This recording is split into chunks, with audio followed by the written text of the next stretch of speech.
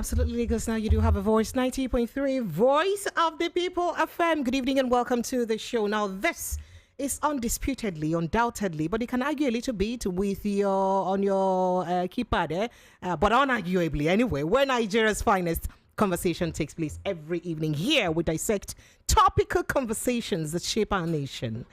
Government policies, actions, inactions, all of those things. How do they affect you? My name is Precious Inyi. I bid you a very warm welcome, and I'm excited, very excited, thoroughly so, on today's edition of the show. But let me run you through the hot topics that I have very quickly before I let you know what my excitement may be.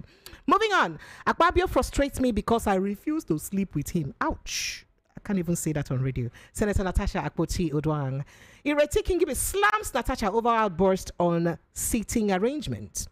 And then NLC shelves protest as subscribers welcome 35% tariff hike. But wait, the tariff hike now, is it just 35% or is it even more than 50%? Because when you buy credit not to make call, I don't understand what I'm saying. Well, congratulations to our country as our president has now signed the 2025 budget into law. We got to my loving dear state, Rivers State, as Supreme Court stops CBN from releasing funds allocation to Rivers State. Orders pro-Wike lawmakers to resume with immediate alacrity. It shock you? Make it no shock you now. The news is everywhere. Supreme Court declares Rivers LG election invalid. And Wike says, Supreme Court has ended impunity in Rivers State. Wait, he never finished. He never finished, eh? And then INEC now tells Fubara, you see you. Why are you misleading the public on political defections? Why you they mislead them? Okay. We'll move to other issues. In Katsina State, Hizbah shuts down schools, tutorials, statewide, for Ramadan season. That is for 30 days. They no go school. But they stay fast. Because the things of the spirit is more important than the things of the knowledge. You understand? Okay, we'll move on to other issues. My security details as speaker not restored. I have God with me. Miranda, as the 36 lawmakers in Lagos State are joined as respondents in the suit filed by Obasa. You're welcome to the show, ladies and gentlemen. This evening, I have with me in the studio a full house. Miss Kenobi, good evening, and thank you so much for joining me. Good evening. Thank you. Wait, that you good evening. I didn't hear it well. Yeah, good evening. Awesome, great. And Prince Francis Chilaka, thank you so much for joining us. How are you? This evening. I'm very why are you so happy? I am in high spirits. I'm super. Is it because of Wike's team winning? You have started now. Before they call me Wike's sister you reverse people, the way you people shift and jump. Honorable, off your mic. Which mic? Honorable. Do I look like that, Natasha? You are telling me to hold mic. And I have with me the erudite barrister Asim Adams Asim. Thank you so much for joining us. The same barrister we fought over Wike. Now you will tell me that Wike has won. Thank God there are no bottles yet to break. So we'll break the bell. Chilaka is my own good brother. We are all together. Yes. All right. So let me quickly just state that without us spending time with this, we hear that the NLC has shelved their planned protest on the 1st of March tomorrow. As subscribers welcome 35% tariff increase. Why will we be talking about NLC? Sorry. I just want to mention that. Something important to us. No vex. Do you have an NLC in this country? Oh, sorry. Please don't walk out of your studio. Sorry, sir. Sorry, sir. Okay, so let me go to something more interesting. Our president has signed 2025 budget into law. 54 points. Sorry, don't hang up. I'm so sorry. This is some budget that Rufai's son questioned. We are buying plates, we are buying spoons every year. So why are we still buying it? So why? Oh God. Let me go to other matters. So let's go to the matters of the day. There has been damning revelation by Senator Natasha Akpabio today. The senator representing Kogi Central, as she has accused President of the Senate, Senator Godswill Akpabio, of sexual harassment on a live television program. See, if I begin to play, did we all listen to that interview so that I don't make too much because there won't be time to play, excerpt of that interview to an extent. But she did mention quite a lot of things. Let me start with you, Mr. Kenobi. Let's start with what she did say about. First of all, chronicling what I would have to take the legal angle with Barrister Sim, but chronicling what led to her issues with Senator Senate President Akpabio from the, I think, 8th of August or so, when they went for his birthday. She was with her husband. He held her hand. Sometime in December 2023. Oh, yeah. That he held her hands, and then he started making that overture and saying, later you come now, let's have good time in my house. Do you not have my house? Do you not like my house? It's fine. And all that. Let's start with that and what this means for the number 3 man of Nigeria, considering that this is not the first time this has happened. Remember, there was a senator that said, Senator, I think Joyce Nune, so not Senator, Mrs. NDDC acting MD, that said that he made overtures at her, and he told her that if she wants her position to be substantiated, that she knows, that kind of thing, that she slapped him rather because of that. Now his wife has come out to say that my husband cannot do a thing like that. Okay, let's go ahead. Let's take your thought first. Okay, so the accusation Natasha made, I mean, it's quite damning, and I'm sure where Akpabio is now, he will really be jittering because He will? He will. But this is not the first time this has happened. Exactly. So we're looking at this particular one. Okay. All right? Because, I mean, she's in court, and then she didn't quite talk about one particular incident. Yes. Like you used the word chronicle. She was able to give date. Yes. When it started, exactly. the time and all of that kind of stuff. And even the husband was there at the time this whole thing started, right? But didn't quite take cognizance of what was going on. But I think from what she said, he saw what he thought was untowards, all right? And then he had to ask her. But she said her birth date and Akpabio's birth date is around the same time, so she didn't want to spill, so she wouldn't spoil whatever that was going to come the next couple of days. So she had to hide it. But of course, she couldn't give in. And I know how, I've been with different big men, if you like, how most of them kind of behave. Those who are randy, they just don't care. If you like, let your mom, your dad, whoever that you care very much about is around you, they will still tell you what they want to tell you. So, but again, Akpabio's behavior after all of that didn't help matters because, she even publicly behaved in such a way that another person will want to ask questions. What is really going on? Because all of that shouting her down, not letting her to push her bills, and even telling her in his office that if you want me to attend to your bills, you know what to do. So these things are personal. So it's not a thing. In fact, I even laughed at the fact that the Akpabio's aide had to come in defense of Akpabio. That's stupid for the guy to have done that, because these things are personal. If I have something to do with you, it's a personal stuff. If I accuse you or you accuse me, I should be able to come out. This is not a political matter. So for the guy to have come to defend Akpabio, that was, for me, nonsense. If Akpabio, would have to rebut any of these things, the onus is on him to do so personally.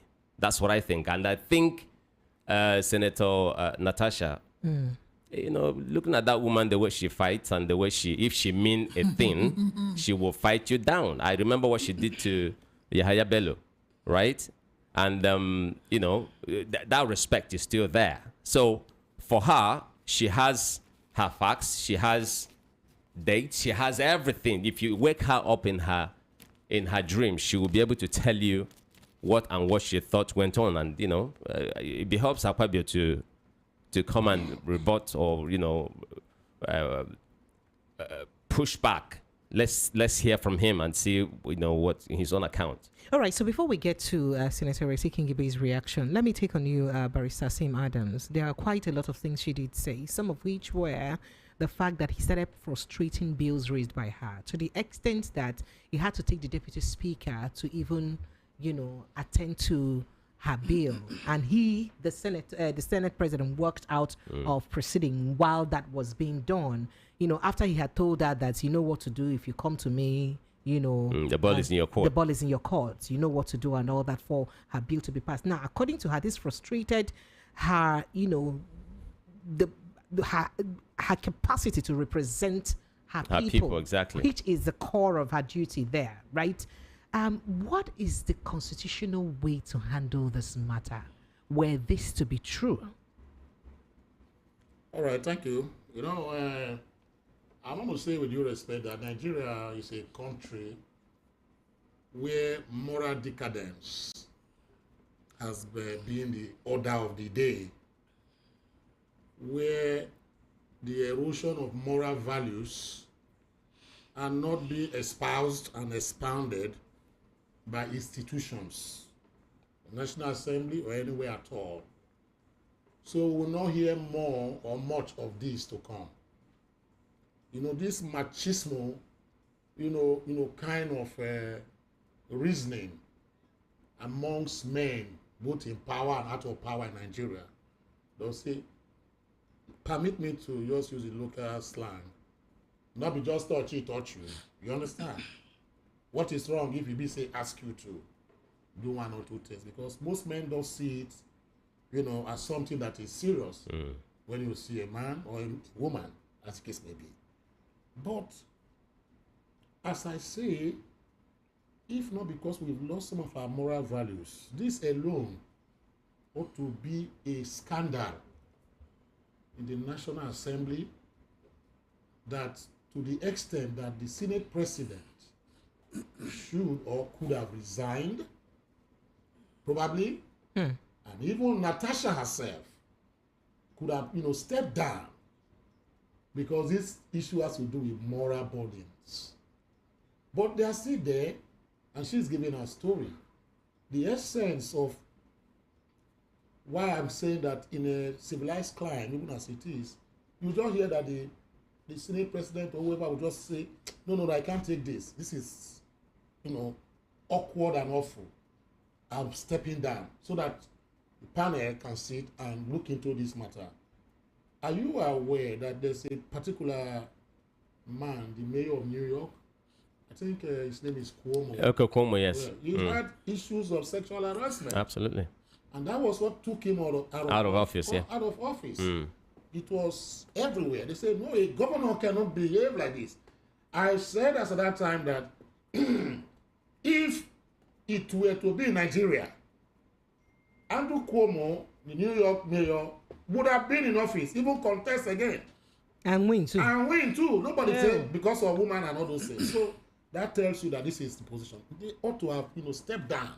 Both Natasha and was Senate President Akpabio stepped down. Why would Natasha step down? I'm sorry, she has sir. to, in the sense that if this had not happened, if the seat issue had not happened, she wouldn't have come out to say that Akpabio, tried to influence her or maybe tried to sexually harass her. So that means the right thing to be done was for her to have spoken up immediately. Immediately that happened. Yeah. But do you not think that it's because of the Nigerian system that she also kept quiet? Because she may have felt that people don't get justice easily. See, Natasha is an elite, an educated person, not just an educated person, a lawmaker in Nigeria. She should be in the forefront as a woman to do a cascade, elaborate, take the VAP Act and law in Nigeria forward, in the sense that Violence Against Persons and Peoples Act is a law that was passed by the National Assembly. And what is it talking about? Section 46 of that particular act, VAP Act, talks about sexual harassment in workplaces. There are so many women who have been sexually harassed by their bosses in the office. There are so many men too that have been harassed. If Natasha had come out to speak before today, a lot of those people that were being harassed or being harassed by their bosses in workplaces should have come out, pronounced that, come and say, look, let me speak up. But she kept that and swept under the carpet. That for me is prescriptive. And at the same time, I believe as a role model that she didn't do it. So it is now that she's using this as a distraction. So for me, I don't think Section 46 of the Violence Against People's Protection Act, Prohibition Act, it operates firmly in Abuja, first of all. And the FCT was the locus where this VAP Act was in operation before other states now copied it. So she cannot say that she was not aware of Section 46 of that VAP Act, as we call it, for her to have come out openly to speak. So, which means it has happened like that. 2, she owed the husband an apology. In the sense, you know why? Are you aware that Senator Akpabio was in the wedding between Mano Dwaga and Natasha? Yes, and they're friends. She also stated that they're cordial. They're cordial. They are Yes. cordial. So if Akpabio made advances to her, you know, before now, did she bring it before the husband to say, oh, my husband, I don't know why this, your friend is, or our family friend, you know, is always asking me out or whatever the case may be. So she was not faithful in the marriage, if you want to look at that kind of a situation. That is it, as the case may be. So they are family friends, and are you sure that if Akpabio comes out tomorrow to say, in fact, we had it, forget what she's saying. Hey! Forget what she's saying. I'm going to show you videos that we had it. Ew! Are you not going to be shocked? Are you going to be shocked? Yeah. Because if a woman can conceal such to the husband, and if I were to be the husband of Natasha today, I will tell my, I say, you have disgraced me. Shut up, madam. You didn't open your mouth and spill the beans. It is now that sick problem came. But that's true, man. That's so true. Please. Because the story she told was so deep. Wait, gentlemen. That's Now, me and Barrister go fight. Because why are we going to fight? Yes. And I'll tell you why. Tell me why. You know, jokes apart, we live in a society where women are not allowed to speak. We live in a society where we believe that each time a woman speaks, she's seeking for sympathy. We live in a society where the men are the interpreters of the Bible. And the Bible will tell you that the man is the head, wives are the neck, or they are mere supporters. You see, it's easy for anybody to say, oh, she should have spoken at that time. She could have, you know. But we all know that in Nigeria is not like America, where Bill Clinton was almost consumed. That Bill Clinton had to come and make a public confession. Which Nigerian person today that will be accused of sexual harassment, that occupies a high position, that will resign? Which man? No man will resign. 2, like you said, to the husband.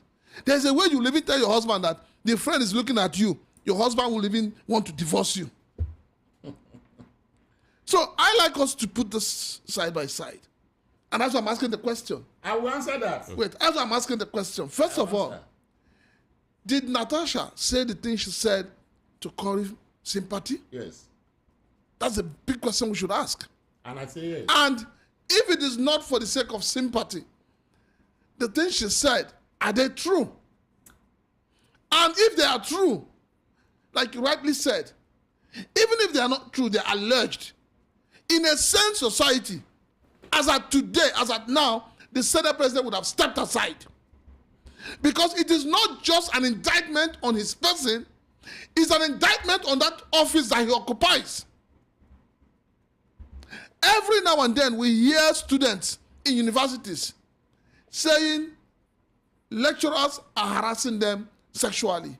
The only time the students get justice from our weird justice system is if they have a video to show. I want to, for instance, I'm sorry. I'm coming. I'm not done. I'm not done. To chip in something. I'm coming. You continue. Let me chip in something. We have only heard that of Natasha. She's gone to court. Assuming tomorrow you now see Akpabio comes to his defense and say, in his own affidavit of defense, or as he's defending that they did it. And he's saying that we had consensual whatever. That is, you are not here from Akpabio. You understand? And consensual, when you have that consensual harmony, the law cannot punish you. Good. But then, Barrister, there's a point we're all missing. He tried to raise. And lastly, I'm coming. Let me just land on this. And lastly, let me tell you, are you aware that even the Andrew Cuomo of New York, the woman that said she was sexually harassed, did not come out the same time she was harassed. You know what she did? She went and confided in one or two persons, including who? The sisters and people around her. So what makes you think that Natasha has but not then you've confirmed? Barrister. You just said it on TV today. How do you know? Barrister, You know wait. why? Barrister. She never said so. Barrister, on TV Yes. today, if you listen to I her, didn't listen to her because I she felt mentioned crap. she mentioned the name of Senate leader, Abi? Okpayemi Bamidele. Yes, she mentioned his name. In fact, at some point, do you know that she was insinuating that she was almost even threatened, especially that after the night of the you're not in the nightclub incident, where the Senate president told her that. Threatened, let me tell you. So that means she did wrong by just keeping calm for too long. Is that what you're saying? She kept calm for a senator. Are you telling me Natasha is not a... In Nigeria, where the high and mighty rules, you call Nigeria a plutocrat society. If the high and mighty rule Nigeria... But you called it a plutocrat society yourself, Barrister. Does not have to do with idiocy and sexuality. But no, I'm going to say something. Plutocracy does not have to do with idiocy Barrister, sexuality. do you know that with the way this thing is going, They're all my brother here Yes. said something, and that thing was a catch for me. Yes. Most times I keep saying that those who manage the image of our political leaders, where were they fished out from? Do you know that what Akpabio's aide said immediately this issue happened in the Senate is an indictment on Akpabio? Exactly. Why would he come out and say that she's always wearing see-through? Do you know what it means to tell somebody's Transparent ways. Do you know what it means? And rubbing pancake. It means How did you observe her face enough to know that it means she's rubbing it pancake? means that this issue has been Barrister, hold on. We are being emotional. No, Barrister, am I being emotional? Are you disputing what he said, sir? No, Or disregarding it? Barrister. Are you disregarding his Am I point, sir? being, Barrister, am I being emotional? I want to say... Good. So what I'm trying to say is that what he said as an aide Yes. is what has been discussed with his boss, A system. whether we like it or not. Do you know that Nigeria, the system, I normally use this word lobotomize. You know, if you don't know the meaning of lobotomy. You know what lobotomy is? Lobotomy is a medical term. You know, When they don't dissect if doctors are listening to me, it's a medical term. When you have a brain problem, they inject you because they want to extract that brain and repair it. They put you to sleep. You are still alive, but your brain is out of that system. You cannot think, cannot do anything as a human being. Until they clean the brain and remove some things disturbing that your head, they fix it back. So Nigeria is in a lobotomized, ICU right now. Now, what needs to be done now is that we need a medical doctor, that will come in, remove that, if I reset the brain, as the case may be. Nigeria needs a reset from, National Assembly down executive, it is as the case may be. So is this not an opportunity for Nigeria to have that They reset? cannot Because reset Barrister Adams, Yes. in other times where this happens, but lots of such incidences have happened and are still happening without people having the guts and mind to speak up, because they're afraid of those powers that be that would fight back if they did. The matter, I'm sorry. The matter Natasha filed in court. Those of you following Natasha up and down. I'm asking you. We're following Natasha up and down, sir. That's right. You follow Natasha up and down. Sir. Natismo. That's an indictment on my character. Can I sue you can for 50 million naira, sir? I will defend myself. The question I want to ask is that the suit she filed, was it a suit on fundamental human rights or a suit that was brought into or under the VAP, Act? That's the question. as serious as the allegations are. You understand the point now? The Senate president does not have immunity from prosecution. Under the Nigerian law, it's already governor. Barrister Adams, in present day Nigeria, The Senate president has immunity. in the present day Whether it is Nigeria, official or unofficial, in the he has present day immunity. Nigeria, you're saying They what don't you call know, anybody to Barrister touch. Adams, Under the Barrister Adams, Constitution. what is how many very constitutional things happen? Wait, under the Constitution, the Senate president does not have that immunity that the president and governor and deputy governors and vice president do have. Which constitution? Now, under our Constitution. Now, let me tell you, Natasha, that is the reason why Natasha can go to court against the Senate president. She has gone to court, expressing and espousing her right to that section 46 of 1 to go to court.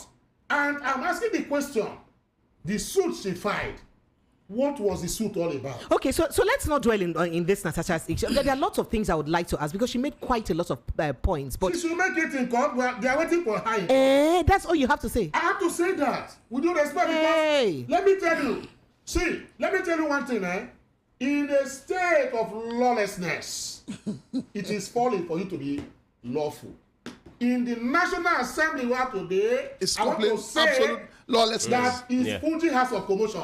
So nobody will come out and tell me that it's a great thinker because they are all comedians in that place. But you know, You Barrister, understand? So when comedies are played, no serious-minded person will come out. Of course, when the king, there's a saying that when the king is a clown, the palace becomes a circus.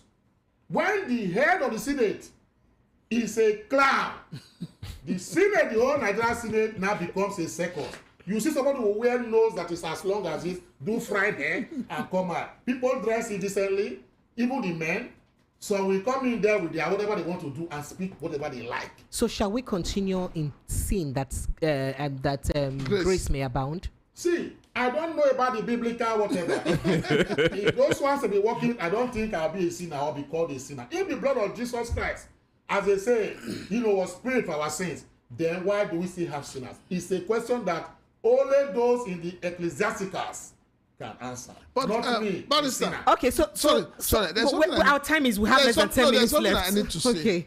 about this this whole thing about the Senate. You remember former senators Ado, they call him? The one- Abu Nidi. Abu. Abu. Abu, yeah. Abu, the toy, the sex toy activist. Okay. Now, Is he an activist, sir? I just heard senator. that. I heard that in the passing. Yes, It's a I'm senator. coming. It was a senator. It was Said a- activist. Yes, I'm coming to somewhere. When we all saw what played out, how he molested a woman in a toy shop. Okay, that Abu. Abu. And then the first question that comes to mind is that, yes, I know that a senator has a life outside a Senate. But as a senator of the Federal Republic of Nigeria, does it speak well that you walk into a toy shop and not only are you buying toys, you ended up abusing Those who are selling the senator. toys for you. And when the thing came up and all of that, when he went back to his constituency, it was women who came out carrying placard welcoming him.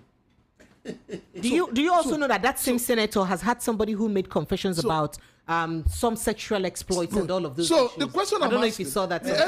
yes. The question I'm trying to ask is that if at that level abuses can take place and nothing happens. We saw a honorable member who not only beat up, abused an Uber driver, he also told the Uber driver that I will make you disappear. And at the end of the day, the National Assembly did not see the need to punish that person. So what kind of decadence have we found ourselves in? The nation is drifting. But I want to ask this, precious my sister. Yes, please, sir. Are you aware that it was Senator Natasha is not the first female senator in the whole Senate? Now you have about 4 of them. Senator Franca Febua, my own sister, from the same area, I do not, wherever, as the case may be, was the only the first senator, female senator in Nigeria, in a motley of more than 90 or more senators sitting as at that time, with decorum, at least modicum of it. I don't think she was sexually harassed. We have another senator who recently... Did you have an Akpabio in that? Exactly. You have men who was... No, but did you have an Akpabio? Mention And it. No, sir. I'm sorry. No. I'm sorry, Barrister. You look like Sir. Natasha. Barrister, sir. No. Natasha. I will not let you trivialize. Barrister, no, You are wait. trivializing. Was she You looking are like Natasha? trivializing the Barrister, no. experience. Was she in any way looking like Natasha? Natasha. With all due respect, sir, I will not let you. No. I will not let you trivialize the Barrister, no. experiences of Natasha. If those were true, I will not let you do Yeah, that. yeah. It's very unfair. I'm a woman. No. I've had my fair share. I can say No. this in front of men. I've had my fair share of harassment too. So I can't let you. I can't let you trivialize that. Does that your No, senator sir. look like Natasha? She's very beautiful. I said, No. oh, she was a goddess. Is she a Russian Ebiri woman? Exactly. That is a goddess. Natasha be like many water now. She don't have many water. She come out. Oh, Natasha be like mommy water. I don't talk. You don't talk. All right, so let's move to Right. Let's move to River State. Yes, Wike, your dear friend, has said that that the Supreme Court has ended the reign of impunity in River State. INEC also has lambasted the River State governor, Siminalayi Fubara, that he should stop misleading the people about court judgments and all of those issues. It's quite a roller coaster in River State right now. Emotions are flying left, right, and center. Let me even take on what INEC said. INEC said that the governor, Fubara, is misleading the public on political defections, especially by lawmakers. Now, taking it from there, does it mean that these 27 lawmakers never defected? Please, I want to understand. No, you see, the matter... But did they or did they not defect? No, Sir? wait, I can't say that because Why, it's sir? subsidized. Hey. Mother is still in court, yeah. See, and let me tell you, people, see, I want to, if you give me like a minute, let me just explain this. We have 4 consolidated matters that the Supreme Court set up, a panel to look into because of the urgency and exigency of these particular matters. 4 of them, and 1 today was taken. 1 out of the 4, so it's remaining 3. The next one, I think, is coming up by the judgment is coming by. Is it next week or the next 2 weeks or whatever the case may be? So they are going to rule on all these 4 matters, and until they do that, I cannot, say whether they are defected or not. I can only run commentaries on it, whether they are defected or not. But I want to advise myself that let me not go into the legalese of what is before the Supreme Court, as the case may be. All right. You don't know who is listening to me from my own constituency. All right. So not. We have been warned, and I think I have to abide by that. That when matters are in court, you don't say things legal, periscoping of it. Okay. That So I like to understand. I like Nigerians to understand. Yes. Okay. I like to understand based on the Supreme Court's judgments today and the pronouncement by the Supreme Court that Amehula led 27 lawmakers should resume proceedings immediately, legitimate members. I'm just asking for a friend to understand. You're helping educate us. Let's understand what happened. See, we were taught at the law school that no 2 cases have similar facts. It's very difficult for you to say this one and this one, they have a similar whatever. In the judgment of the Supreme Court of today, I have not seen the CTC because I am addressing national radio and international audience. So for me to make a professional, run a professional commentary on the judgment as a lawyer of 32 years standing, I have to first of all see the CTC of that judgment. It has not come out. Maybe by tomorrow we'll get it. But from the face value of what I have read on newspapers, the crux of the matter was the conduct of the local government elections. And the passage of the 2024 budget. And the budget. That is what I'm saying. Please. I'm just coming one after the other. Okay. First of all, we are talking about the conduct of the elections. I think it was held 13th of October 2024. I was one of the loudest voices that advised the River State government and said, please, there is a court order or judgment on this particular matter. Sir, it is within your purview. You have been looking for this kind of opportunity. If because they don't conduct election, what you do as a governor, politically speaking, is also okay, relying on that court order. Caretaker committee continue for another 3 months. But the caretaker committee, but remember, Barrister Sim, I'm sorry to say, do you also forget that it was an issue for him to keep caretaker committee chairman because the other past chairman had said that there will be... That was decided. That was the reason why he had to conduct the election. The matter of that caretaker was the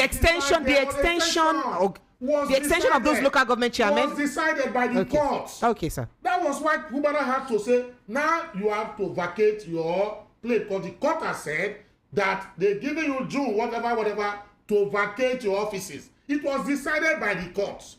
You understand? And he acted based on that to now say, I am giving you till that June 29 that the court has given to leave that space. You understand? If you obey that particular order, why did you not obey this other one? And so, okay, the court has said, pending appeal, I am going to set up caretaker committees. Because most governors want to operate caretaker committees. Based on court judgment, it's an excuse for Kubara to have gone ahead. But what did he do? They went in there and they did not even begin to appeal that particular legal, whatever the case may be, on time. They conducted the election. And when judgment was delivered, I said, look, this particular exercise, the Supreme Court, if it gets there, will declare null and void. Not because Supreme Court hate Kubara, no. But there is a basic crucible which was not followed. And in section 150 of the Electoral Act, they were making mistake that Justice Lifu's judgment that relied on section 28 and 150 of the Electoral Act was nowhere. That it does not concern state and local government elections. That those particular sections of the Electoral Act concerns only when it comes to federal election, state election, senate, and whatever. And I said, no. Many of you have not read section 150 for an example. And I told a lawyer friend of mine, I said, have you read section 150 of the Electoral Act? He's telling you that this election, if you want to conduct area council in Abuja, which is equivalent of local government, you have to follow certain steps for you to do it, both area council and local governments in Nigeria. Even this SEC that is conducting the election in the states. But even SEC, as that particular law says, that SEC draws their power from INEC. So which means INEC and SEC, they are Siamese twins in operation and in law under that section 150 of the Electoral Act.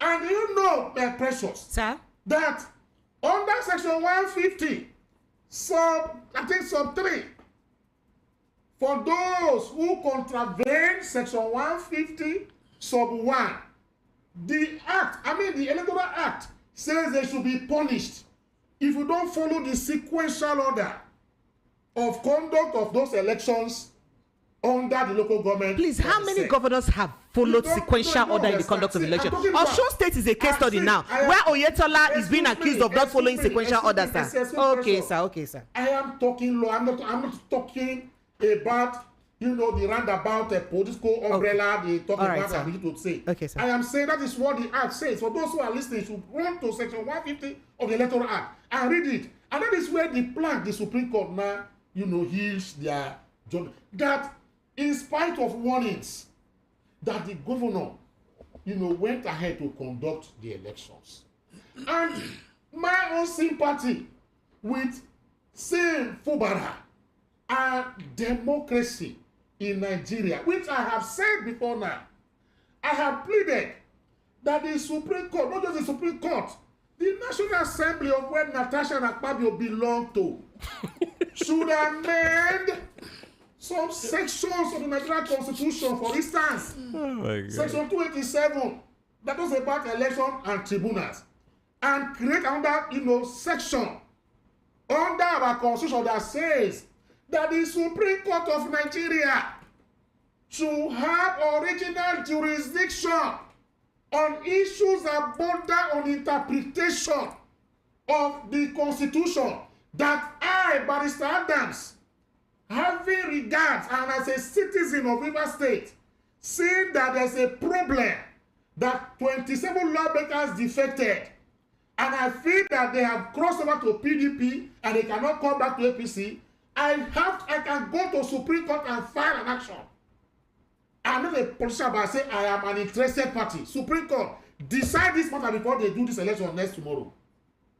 But the Supreme Court will say I don't have local standard because I do not belong to a political party, etc. So let the Supreme Court have that original jurisdiction that you sitting down here, precious, Chilaka, allocated my friend, we can come together as concerned people and we fight to Supreme Court, not even go to Federal High Court, not going to Court of Appeal.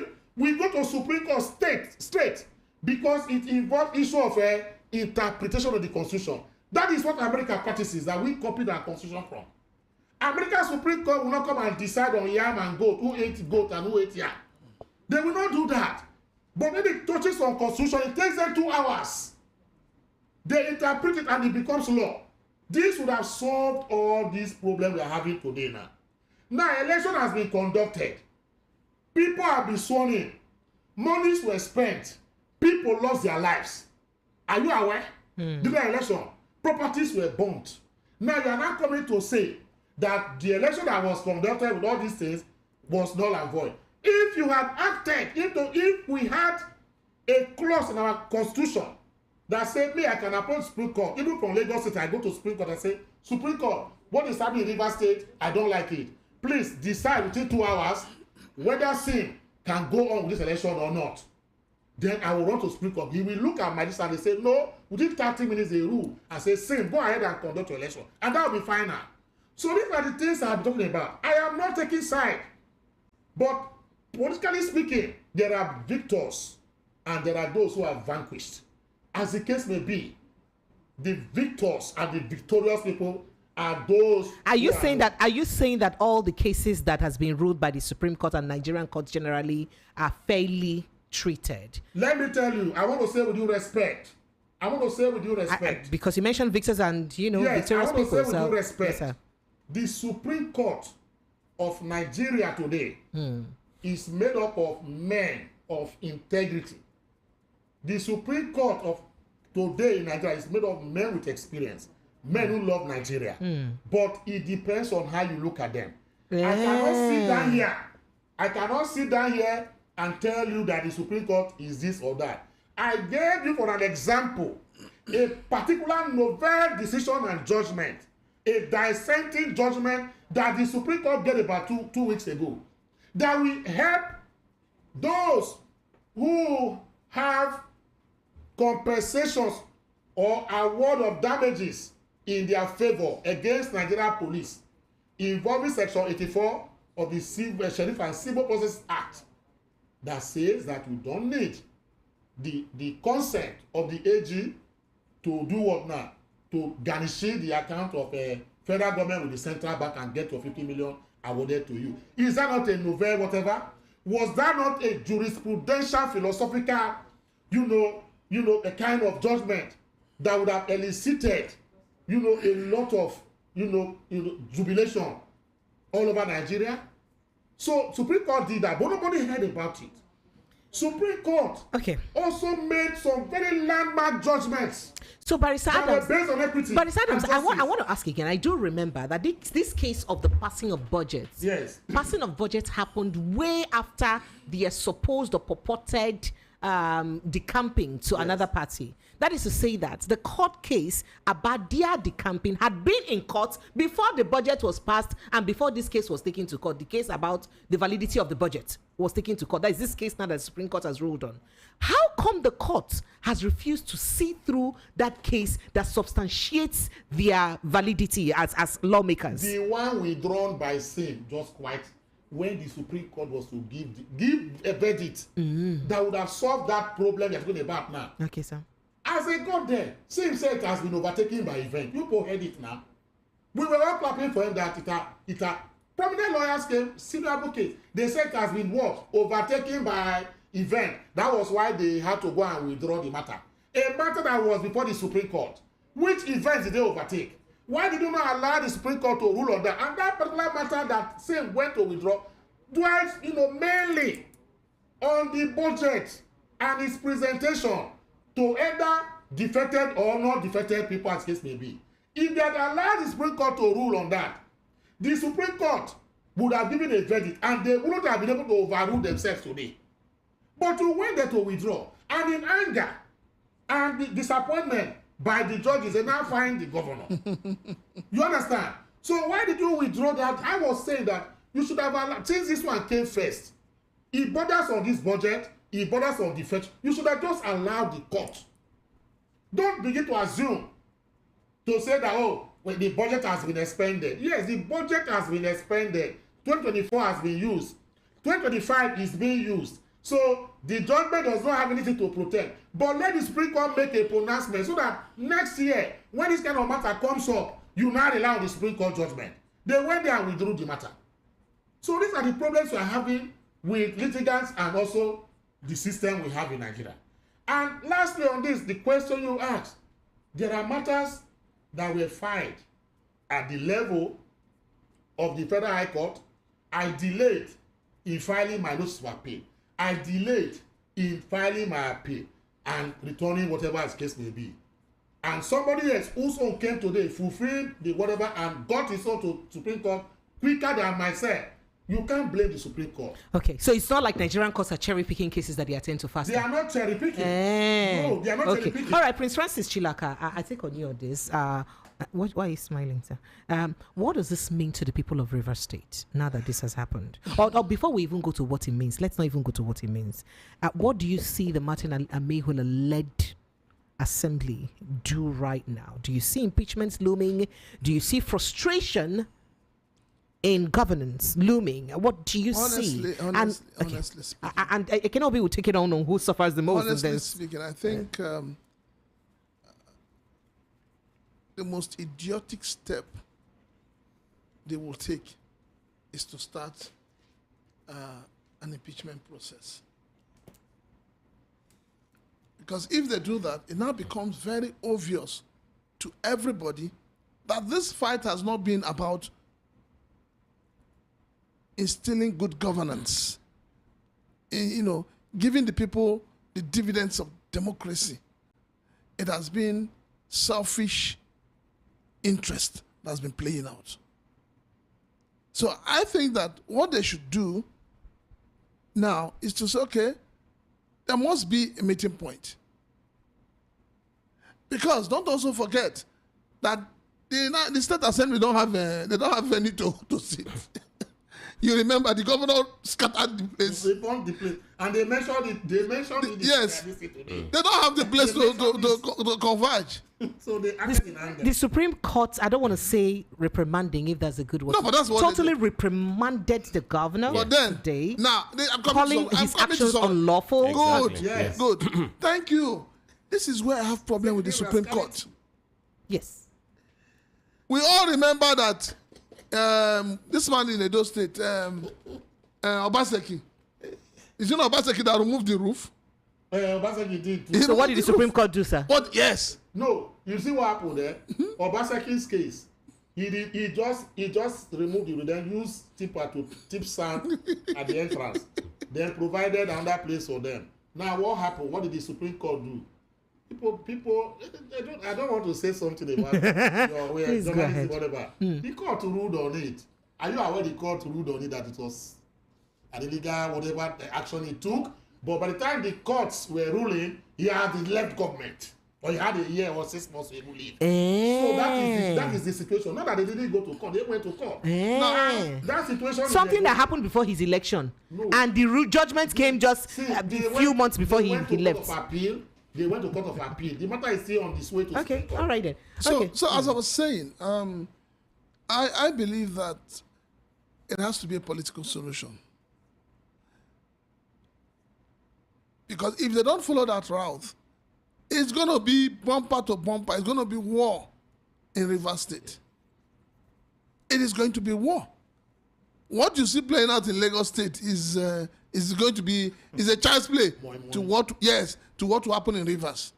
All right, so Mr. Kenobi, please, Where is my dear people? I mean, where are my dear people of River State in this matter right now? Yeah.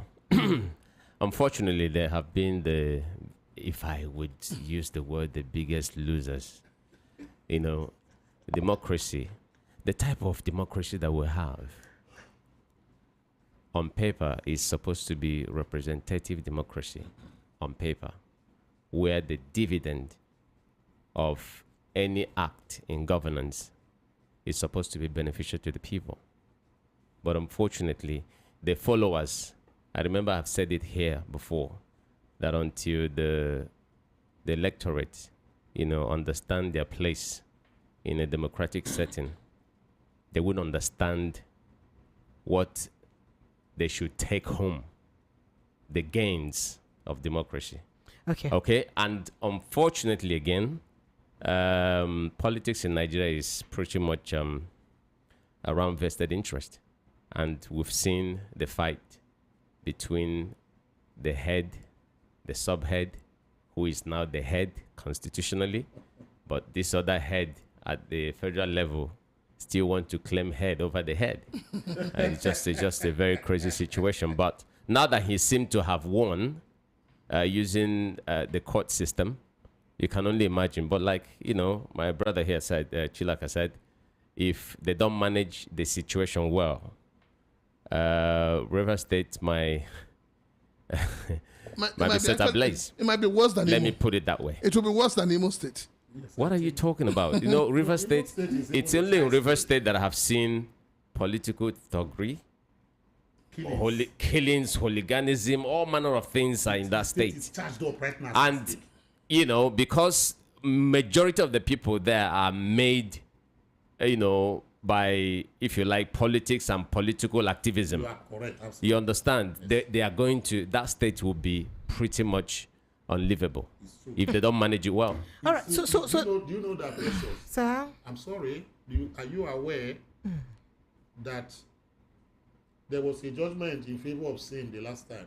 They were jubilating when the Court of Appeal gave a judgment, or just a judgment on this same matter, saying that elections conducted were farm. They said judiciary was the best. He came out on open television saying Nigeria judiciary has come of age. Nigeria judiciary is the best in the world. What can he say now? Because that's the question I should ask my brother. So what is he going to say now? The judiciary is still doing kindergarten. Good. So he should have. See, that is why we deceive ourselves. That is why you see what Baghdadi said. He said politicians speak truth and talk about integrity when it is convenient for them. For them, exactly. That is what happened. I read his statement. He said, look, that he has never seen this kind of judiciary election. Because they said the elections were affirmed. He now lambasted Justice Lifu and said there are those of them who are there who gave judgment in the night, they were paid etc. But justice has been restored by court of appeal. He forgot that he was going to Supreme Court. So I'm asking now, what is the governor going to? How is he going to describe this? Is this judiciary? The speech is being prepared. He's being prepared. The judiciary now is he the useless now, whatever? Leave politicians. Let me tell you, Precious. What we are talking about is this. I want to ask you a question now. When the governor was even presenting budget to 4 people, was it not funny? Was it not funny to him? Exactly. I mean, no, I'm saying with due respect, because the African kind of thing we have in Nigeria, that mentality is this. Food, when they bring, I'm sorry I'm using, they have to come down. So people understand. Food, when they cook, give the whole village, only 5 people want sit down. Your belly will burst. I'm asking the question. When the governor himself was presenting a appropriation bill, you understand, to 3 people that have shared positions. In fact, we still have positions left unshared because there's nobody. So they can't carry 2-2. Now they carry. One be minority leader and the same time majority leader. I ask the question in Rivers and say, who is your majority leader? Say I'm the one. Who is in my say I'm the one? So you have minority majority all together. Only one person a majority, only one person a minority. Too many positions. So the food was there. Let me tell you what they do in Rivers State. I live in Rivers State. I have my family there. Everything goes on. They know me very well. If they are listening to me, they know. But Sir Adams is talking. Now let me tell you what they are doing. They are jollofing and pepper souping. on a daily basis at government house. I saw people who were supposed to go and make like challenge governor, telling governor, say, please, sir, help us. You know, this place now, we need some things. The government said, don't worry, go and take. And you are supposed to be the man to run oversight function of the governor. The governor prepared the budget in a box. He was bringing it that day. I was laughing. 4 men sat down and all of that seats vacant. He came and presented to 4 men. Maybe he would have hired people to occupy those And seats. he went away. But they forget. Let me tell you that Nigeria say the constitution is bad. Yes, Nigerian constitution has problems like any other constitution. But those who crafted the constitution also have verbs, safety verbs, to cure this kind of disable. Politicians do not allow it. Section 11 sub 4 of the 1999 constitution see a situation like that in Rivers State and in other states, that when the House of Assembly cannot perform its functions due to either maybe plane crash, God forbid, all members die, the state must go on. Now, when they cannot perform and the minimum required for them to perform their duties is below what they have right now, that what will be happening is that the 2 or 3 members remaining there will just, do what they call sign-dying sitting. Sitting sign-dying. Then the House of Representatives will now be the one making laws for that particular state until INEC now conduct the election to fill those vacant positions. Now, that would have even benefited him, because let me tell you why it would have benefited him if the House of Reps were making laws for River State while they sort themselves out.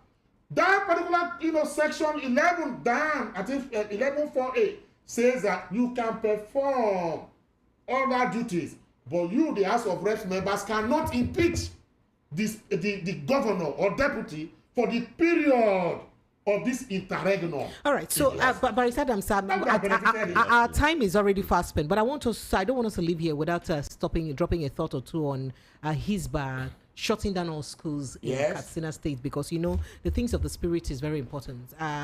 What's your reaction to that, Prince Francis Chilaka? Or again, I'll be very quickly. Yes. What's your reaction to that? So for the 30 days of Ramadan, schools will be shut down. Okay, for spiritual activities. No, so you wonder why Nigeria is not growing and is not even interested in forming a path of growth, because we know what there's no country that makes sense, that develops without you looking into education. Education is very pivotal. And no wonder, again, if you look at in political science, where they try to separate the state and religion. But unfortunately, we've been able to mix up the two and even elevate religion over and above any other thing that matters to the state. And it's very, very, it's sad to note this kind of development. It's really, really sad. And what can I say? The states where all these declarations have been made, the governors, the people ruling the state are quiet. Minister of Education is quiet. Everybody is quiet. So what am I going to say? That's if you look at Nigeria as a whole, you can see where we are. More so in the north. I don't know. Until we begin to call a spade and begin to separate religion from state affairs, I don't think we're going anywhere. Prince Francis, I want to drop your thoughts. We need to open the phone lines. Nigerians are waiting to join in. I remember a few weeks back. Okay, sir. This issue of northern leaders or northern youths that gathered themselves talking about the government should not release Nnamdi Kanu. And I challenged them. And I said to these youths, I said, you guys are busy jumping all over the place, talking about the Southeast, talking about Nnamdi Kanu. But you people are not talking about the decadence, the lack of value going on in the North. There's a lack of value going on. It is an example of it. Yeah. Tomorrow they tell you the Northerners are not educationally disadvantaged. Disadvantaged, yes. Backward. How can you people grow? Yet you have youths in the North. Tomorrow you will see them coming out. We are supporting IBB. We don't want Nnamdi Kanu to be freed. we want a wicked to take over Rivers State. But they cannot hold their leaders accountable. Northern leaders, you people are pulling this country down. You people are pulling this country backwards. And it is high time we begin to look at regional government. It is high time. Because this thing is going to affect everybody. It means that if WAEC or JAM was to come up during this period of Ramadan, it will not. The children in the north will not take it. So why are the northern leaders denying their people education? Why are the northern leaders being wicked to the youths in the north? Why are they making them feel inferior to youths and children in other parts of this country? This is really, really sad. It is but Barrister Adam, you say the Barrister Adam, you said he had something to say. Okay, sir. The thing is, we are crying over spilled milk. The milk is already spilled. Section 10 of the 1999 Constitution talks about secularity of a nation called Nigeria. That no state should practice any form of religion or adopt any religion as its own, form of religion. Section 38. So that means it's unconstitutional to call a state a Muslim state. That's right. Are you serious? Section 10. By virtue of Section 10. Then Section 38, sub 1 of the 1999 Constitution says that everybody has what we call freedom of thought and religion. You have the right to belong to any form of religion you want to practice. I'm saying this, I'm trying to start something. Now, you now go to Section 275, 276, 277, 278, 279. These sections talks about Sharia. People have argued that Sharia operation does not affect judicial system. I say it's a lie. If you have Sharia courts of whatever in the north, is that not a judicial system? How come that your Nigerian constitution has said that any state that want to adopt Sharia in the north as their own religious, whatever the case may be, has the right to do so, and that the House of Assembly of that particular state shall make laws governing the operation of Sharia in that particular state. When Zamfara started it, we raised alarm. He now went to Kano. That is why you have the Hisbah. Hisbah is what we call Sharia police. Does the Constitution recognize any police force apart from the one recognized in Section 214, which is Nigerian police? It does not recognize Hisbah, the Sharia police. So you find out that somebody will talk about a prophet somewhere in the north, they'll behead him and say because he has criticized their leader, and nobody's going to do anything about it. You go to court, they say they are protecting their religion. How do you come to now say that you are complaining today that Hisbah said nobody should go to school, and you are complaining when in a state you said it's a secular state and no state should adopt a form of religion, that the name Islam and Sharia are 75 times mentioned in your constitution, but none is mentioned about Christianity, none is about the practice of whatever we do as Christians, or those who are Christians as case may be, or even those who are traditional worshippers. But 75 times the name Sharia Islam is mentioned. And you have what they call Grand Caddies. These people do what? They should not deceive us. Sharia is pure Islamic whatever. So the Hisbah operates a different law from the constitutional norm that we know. That is why they can go ahead and shut down schools. And the governor of that state cannot stand up and say, I swore to protect the Nigerian constitution. I cannot allow this to happen. Hisbah, come on, go your way. Schools must, they kept quiet, as the case may be. So we are trying to look at Nigeria as a nation, but the more we are trying to see if we can rebuild, the more we are, miles apart, as the case may be. It's a shame and shame and shibboleth that a particular group will go and say, close schools, don't do this till we finish fasting. What is the difference between his band and Boko Haram? Boko Haram came and said they forbid Western education. So what is the difference between that? If not because of the fact that the executive governors and even those at the federal level who ought to enthrone and make the constitution their life are all docile, sleeping on their right, allowing those people to say children should not go to school or whatever, is fakika, as the case may be. And I want to finally say, why we crying over spilled milk? When the nation called Nigeria practices 2 modes of criminal justice system. Hey, the penal code The penal and the criminal code. and the criminal code act. Why? Because a section decided and said, we are not going to follow them. That our religion must be part of this our codes. You cannot exercise it.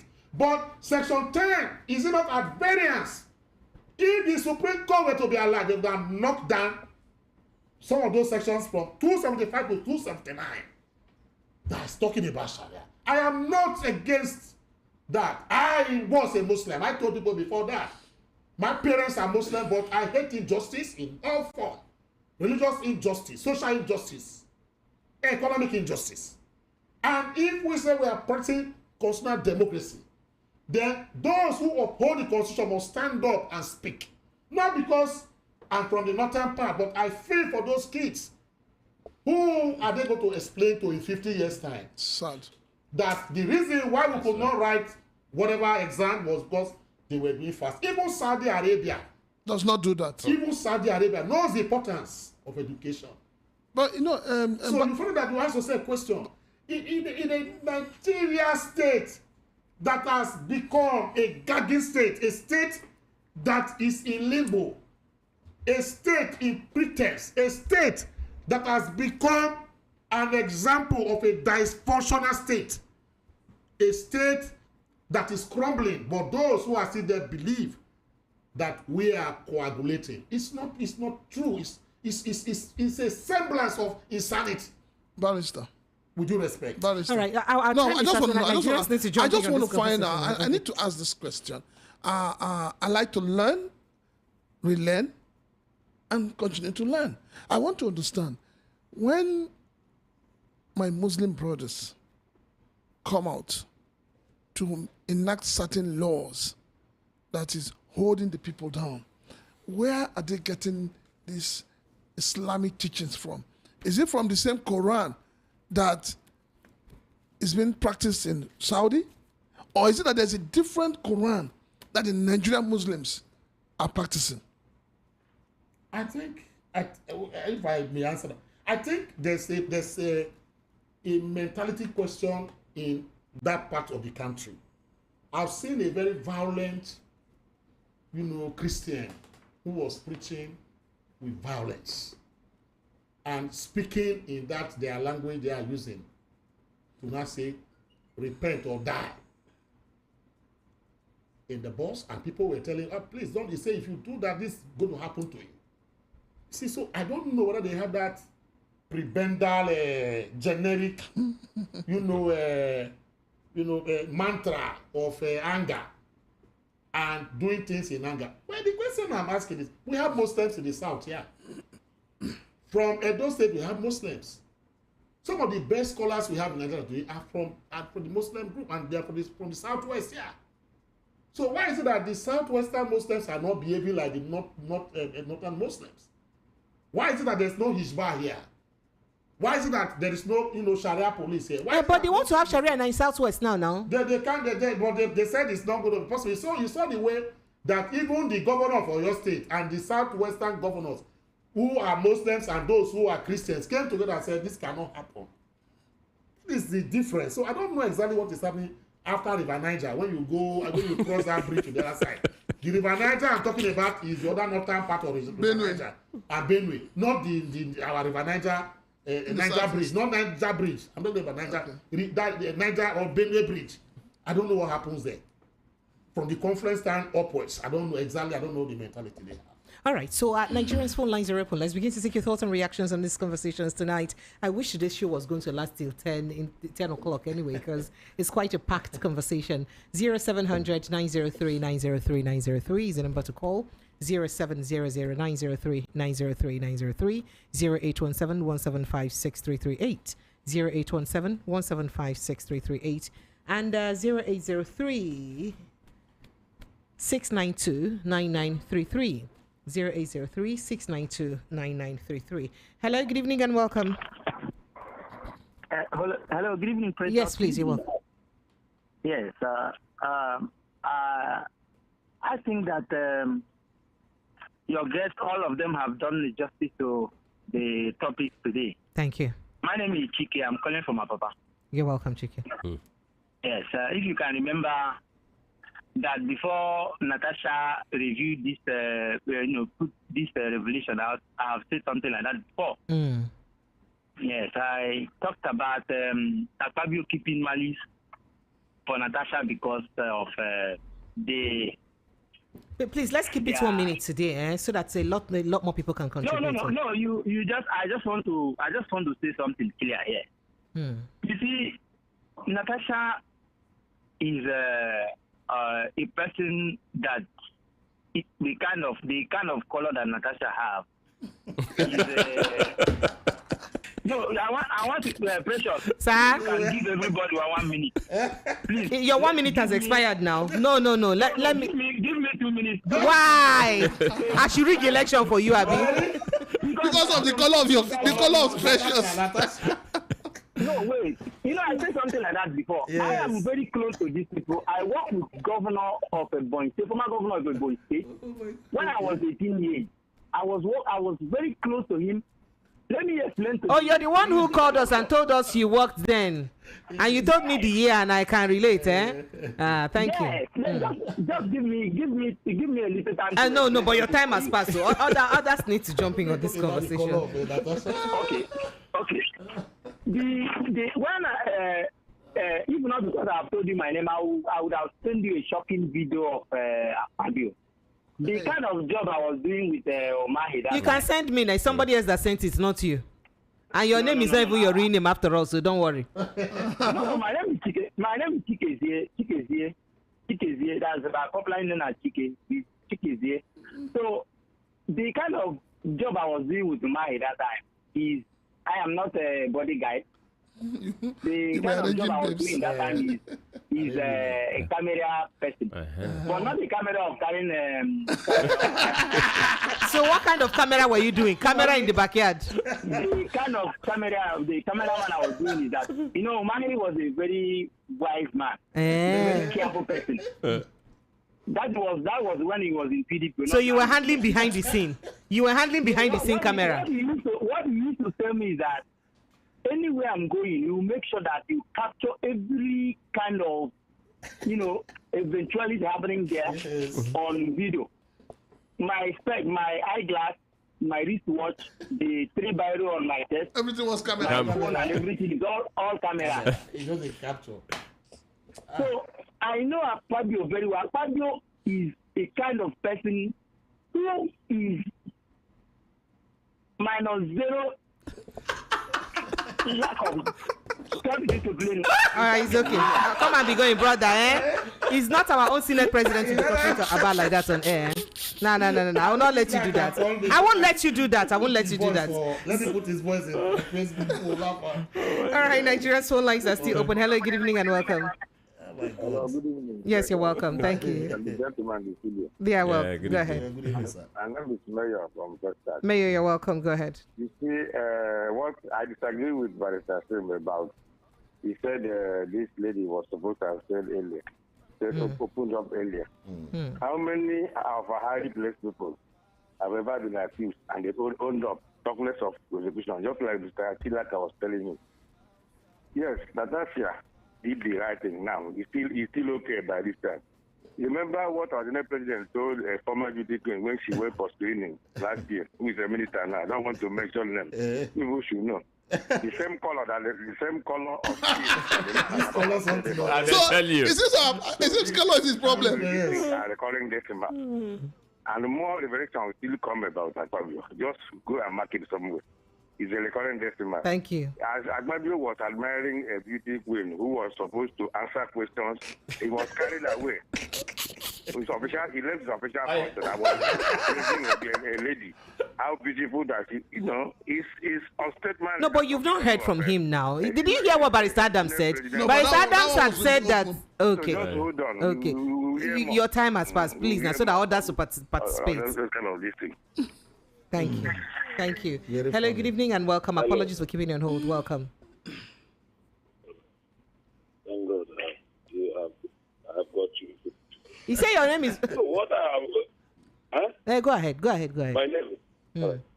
So Nigeria has a lot of problems. Why? Since I was here, No. Your network is bad. Your network is really very bad. disadvantaged state. That disadvantaged state, they have more brigadier general, major general, people working in NMPC, working in all this immigration, than people that come from the advantage like him or Anambra. So what I'm asking is this.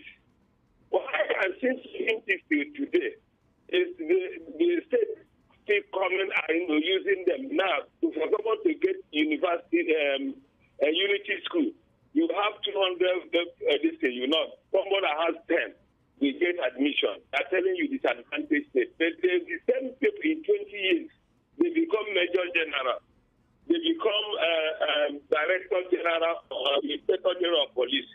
All this. What is happening in this Nigeria as a country? But the people that come from the so-called advantage state, they don't have this people.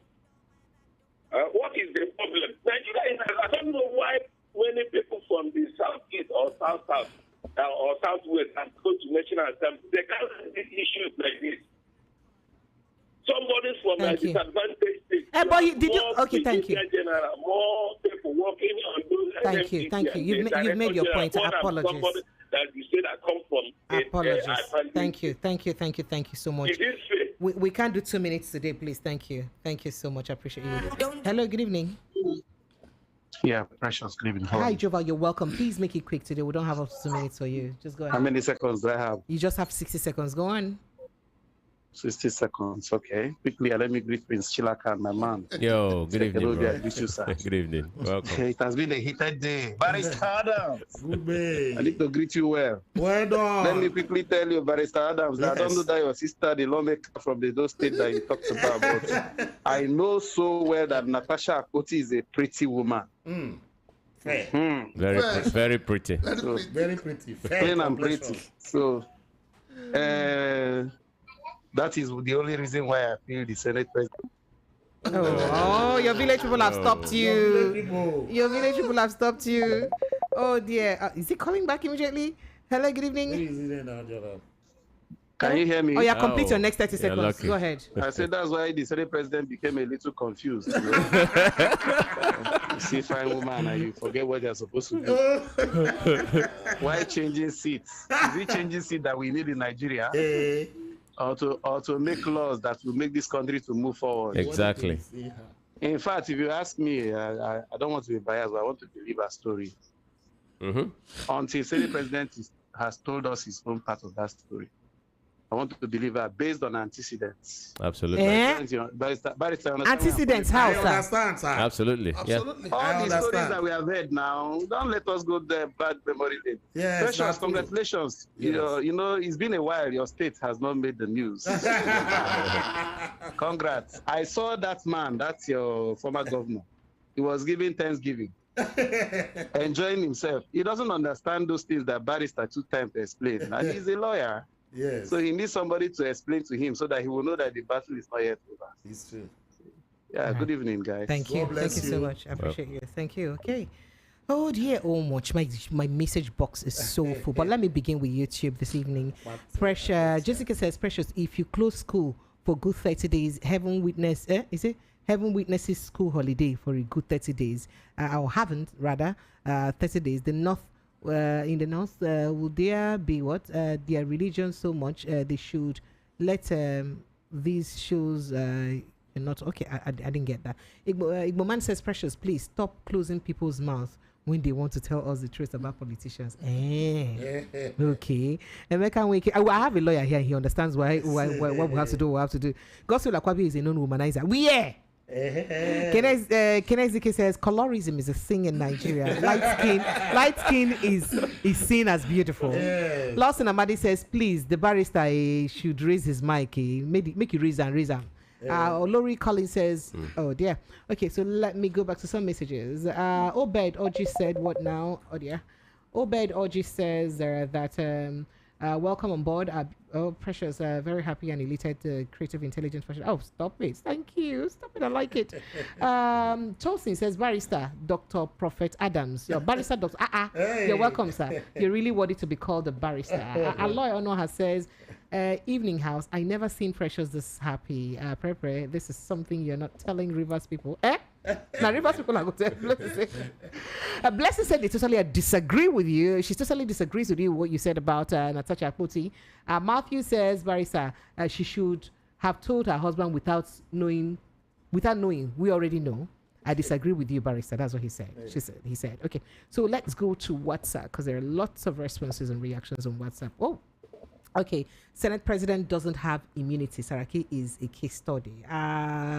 Recall the CCT. Akpabio has reacted to Natasha's allegations. Oh, let's forget about. Even his wife has reacted now, so we'll get to that. Robert I said Akpabio is not an epitome of discipline as a leader.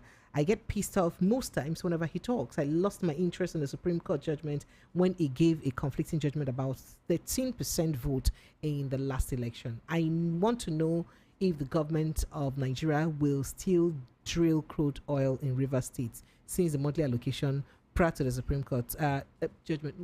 Now, depending on when the implementation of the Supreme Court judgment, will they still drill oil? That's a clarification someone needs. Okay, from River State. But that statement was, I remember that the governor said he was not, that statement did not emanate from his office. Okay, so let's not talk about it. Let's leave it, please. They are drilling oil. Okay. Okay. Hello, good evening and welcome. Hello, great. Sir, welcome. Obimo, you're welcome. Can you hear me, Precious? Yes, I can hear you. This is Obi calling from Ikeja. Obi, you're welcome. You're welcome. Yeah. I can hear you. Just go ahead. Brother Patrick or my brother. Oh, he's my man, but today I don't agree with you. Unman him. You unman him today. The brotherhood is not happy. The brotherhood is not happy with me. Sir? She's working now, and the MD is toasting her, touching her. And he want Precious to go and start reporting the MD when she's not sure that the MD will, when she's not giving way to the MD, and she wants to retain her job. That is exactly what is happening here. You can't tell Natasha, you can't explain Natasha with her as well. And you see that family friends. The husband is friend to Akpabio. If you watch Akpabio very well, whenever they're interviewing any woman, you will see him licking his lips. He'll be licking. I think the man has a little bit of problem. He should be checked. Thank you very much. Oh my God. From where did you see the color of the lips? Hello, good evening and welcome. Good evening, Madam Precious and your guest in the house. You're welcome. Go ahead. Peter Usifo. My name is Peter Usifo. I'm calling from Abangani. You're welcome, Peter. Go ahead. Thank you for giving me this privilege. Yes, on River State, the Supreme Court judgment, I think I have only two options for Governor Fubara between now and the end of this year, 2025.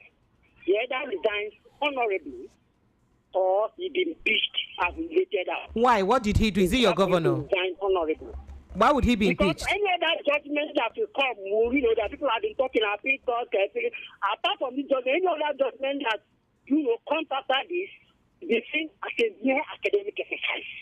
It is very clear. I don't want to go into details because of the time. Then secondly, for Senator Natasha Akpoti Oduada, I think she's just trying to blackmail the Senate President. Right. And both of them are lawyers. And I believe the Senate President should, sue her for defamation of character. and then claim about 500 Thank you. billion naira. Thank you. You've had your time. I She's trying appreciate to you, claim Chito about- Sifo. Thank you so much. All right. Oh dear, my message box is so full. I don't even know where to start from today. Hello, good evening and welcome. No. Help me turn up the volume of your radio set, please. Hello. Oh, I've done that already. Yes, you're welcome. Go ahead. Precious, Yes, and the good gentleman in the house. Good Okay, evening. Good my evening, name is, welcome. Daniel, calling from Ibim. You're welcome. A very quick one. Precious. Sir. About 3 years ago, I was in Abuja and I visited a particular female senator who is a high-ranking senator in Nigeria. And we started talking. She said something to me. She said, as a woman, if you don't hold yourself properly, these senators, the men, will mess you up. I said, but you're a married woman. I say, they don't care whether you're married or not. And she told me that most of the women there have been messed up by this man. So when Natasha is talking, I'm telling you the truth. That woman is not lying. She knows what he's saying. This is what is happening everywhere in Nigeria. Oh, have you forgotten the military case? The lady that said that the guy was harassing her. And because it's a military case, that one died out. It's not only this, both in the police, it happens everywhere in Nigeria, in offices. That's just the truth. Thank you. Yeah, well done for your work. Thank you so much. I appreciate you. Thank you. Okay. Hello. Good evening. Hello. Hello, good evening. Yes. Good evening and welcome. This is Mr. Joseph from Igode. You're welcome. Go ahead. I want to meet you and the analyst there. Yes. Go ahead. I can hear you. Welcome. I don't want to say anything about Nigeria matter, but this Friday discussion, if your establishment like at least it has to be the same because of the discussion is so interesting. Thank you. If there will be a way that you understand the version of the. No, don't worry. I go still close for 9 o'clock today on. After today on, we'll talk about the next one. He who lives and remains alive lives to live another day. Am I correct with that quote? Thank you so much. Thank you so much. Oh, my message box is so full. God, where do I start from? Yeah, about inbox. Okay. This here says it's cheating. What did he say now? It says, oh dear. Oh wow. Okay. All right. Oh dear. Okay. It says it's cheating. It's cheating. You pair Barrister Adams with anyone. Give him his 2 hours alone, and let's get more from him on cheating matters. His Royal Highness BC Woko says, I knew very well that there is hand of monkey in the case of Senator Natasha Akpoti. Senate President Akpabio. My advice to Akpabio is that he should watch his back and be careful at all allegations. Not good for him at all. And the NLC threat always dead on arrival. That's what he said. And this here says, good evening, Precious and the guests in the house. The shenanigans happening in the Senate with the Speaker of the House is true reflection of that we have criminals in the hem of affair in this country. Wow, no, don't say that. Good evening, Full House. Please tell Precious to stop talking about NLC. Nigerians don't have NLC, Biko. Yusuf from Ijego says, imagine the kind of legislators we have. Akpabio is Mr. Water, is one of the novels I read at school. Mr. Water is man who so much love things in the skit. You see, Taiwo from Water says, if this weighty allegations from Natasha Akpoti is anything to go by, he should resign in sane society. But in another way round, I would not be surprised if Akpabio denies the allegations, because this is a man that denies the profession that helped him rig the election and brought him into power. Comrade Abraham says it is unlawful to be lawful in an unlawful society. What the hell? Mr. Akpabio, as the president of the Senate, ought to have learned to conduct himself during plenary. Yes, let's assume Akpabio is a jovial type. It is not everyone that would like such an expensive joke. That's what he said. And then this says, Precious, good evening. Nobody resigns in Nigeria. Akpabio should not have been a senator in the first place. Barrister Adams, did you listen to Senator Natasha? Make sure you are not defaming anyone. That's what he says. I wanted to be sure if you listen to Senator Natasha. And then Austin from Alaba says, Precious, I totally disagree with you. You can never say that Natasha might have told her husband everything, but due to the two are friends. Even the husband told her to hold it and be careful with him. That's what he said. Oko Sisi from Surulere says it's impossible Akpabio did what the woman is accusing him of, and they discussed it with her husband without disclosing it till now. In the same climb, this is true or not, because of Akpabio's antecedents, he should have resigned. But did he really? I mean, remember Joy Nune's case. The only thing he said is that the woman is mentally, she should. But that is how men defend themselves. Is that even enough? Precious. That is how narcissists. That is how they defend themselves. Absolutely. Yeah. That is how they defend themselves. They will tell you that you have mental problem. Yeah. That you are sick, because they believe that if they use that word that you have a mental problem, people will discard whatever you're saying. Okay. Exactly. All right. Good evening. Hello. Good evening. Oh dear, I lost that. Okay. Oh dear. Where do I start from? Amisha from Afoluku says, Mr. Kenobi, Erudite, Barrister Adams, Prince Francis Chilaka. Wow, I like the fireworks this night. Precious, thank you for always bringing variety most Fridays. Barrister Adams, I'm not a lawyer, but I disagree with you. I put it to you that I disagree with you on Natasha. It is on her discretion to decide whether to reveal her sexual experience or not, based on the implications she feels that might be the outcome. So he said he disagrees with you. Tony from Okoto says Nigerians have known the judiciary before. We saw all their judgments in Imo State on Akpabio, Lawan, and Dave Umahi. In fact, so Senator Barrister Adams, in fact, let me take this call and come back to you because people have raised cases that are important to us. Hello, good evening, and welcome. Hello, Madam Precious. Good evening. You're welcome. Go ahead. Evening. Welcome.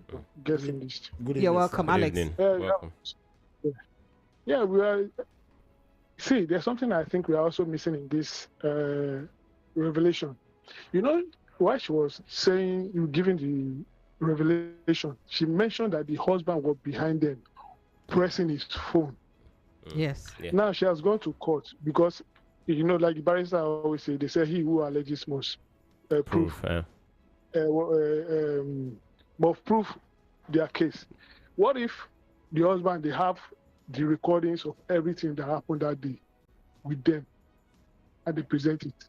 What did the barrister say about this? Because we are all contemplating, you know, bringing different opinions. But nobody knows exactly the lady and the husband must have thought or planned. Because she knows she was definitely going to Akpabio's place. You understand? And she's not a fool. She also wants to play safe. Like the barrister said that she has her own fault. You know, we are living in a country that is different from other countries because our system has been bastardized. And that also falls on the people in the, what do you call it, the lawyers. Because the judiciary has been bastardized. I expect all the lawyers, how would I put them, they have the heart of this nation to be a better place, to stand up against all this injustice and evil. It's because they have not been doing the right thing. That is why those that are there have been, you know, bastardizing our judicial system. So I believe that lady and her husband have something with them that they can present to the court. Thank you. Thank you so much. I appreciate you. Okay. All right. Hello. Good evening. Apologies for keeping you on hold. Can you hear me? Good evening. Yes, you're welcome. How are you doing? Very well, thank you.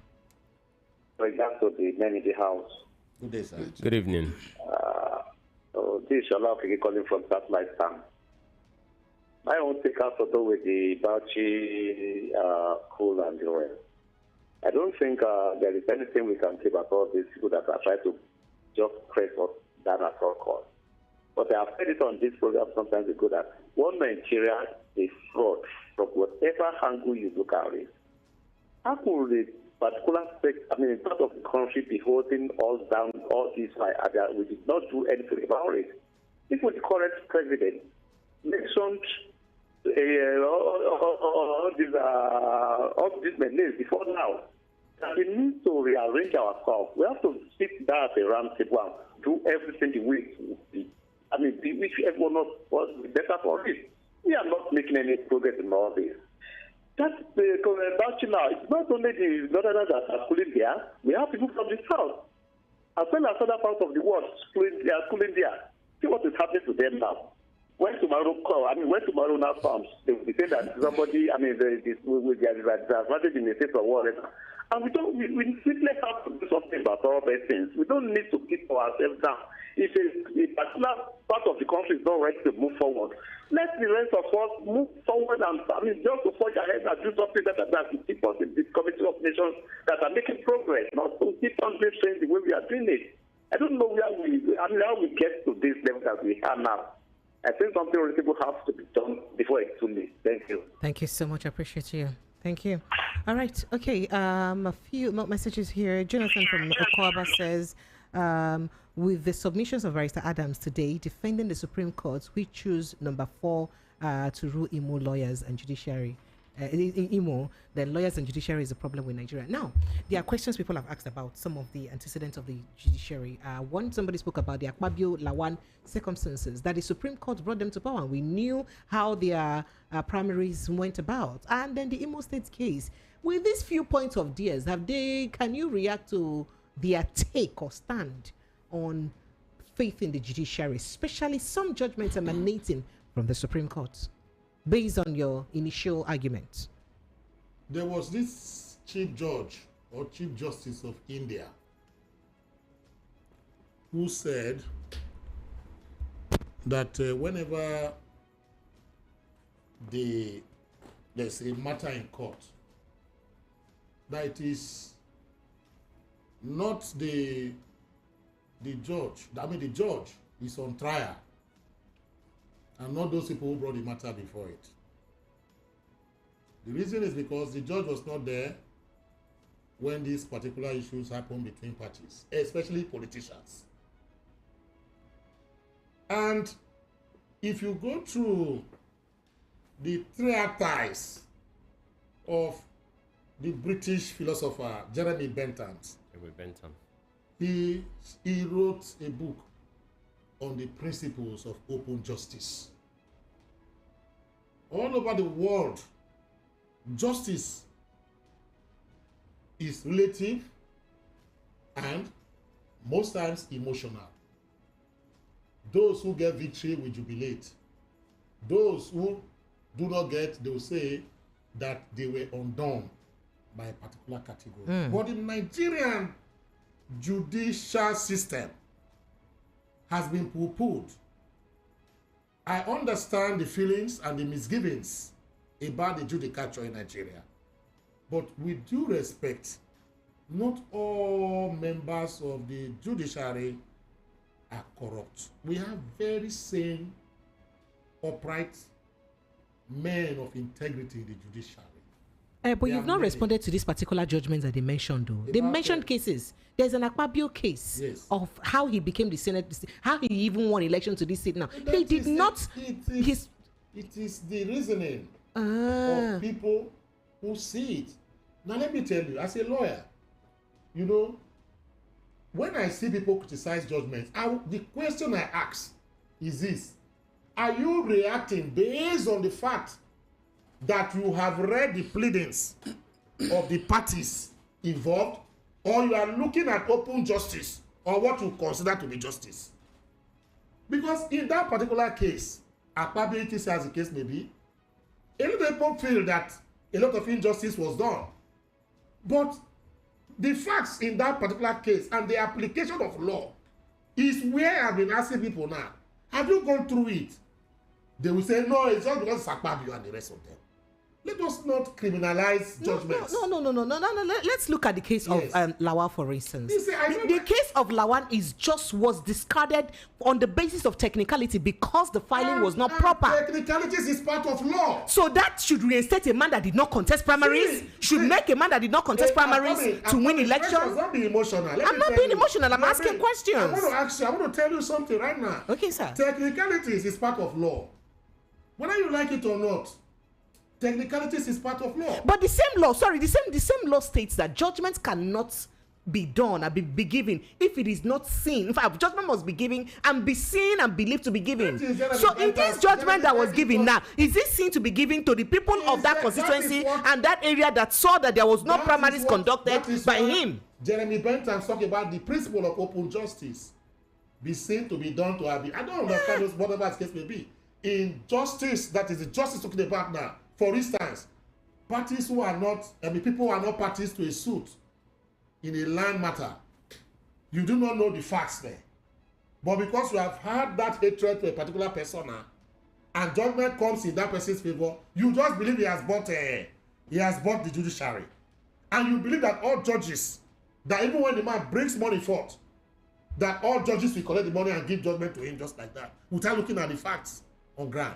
Most of us are judgmental. And Barrister Adams, it is still in the same Senate that that Senator Bukachua talked about how his wife, as a justice and the head of the appeal court, has helped. It's the same judiciary. It's the same judiciary that was also accused of some lawyers packing money and helping give justices. That is one. And those lawyers have not been able to deny it, sir.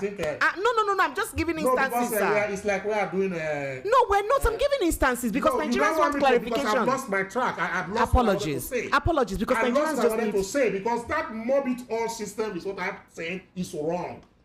You talk about the bad deals, but the good ones you don't say about it.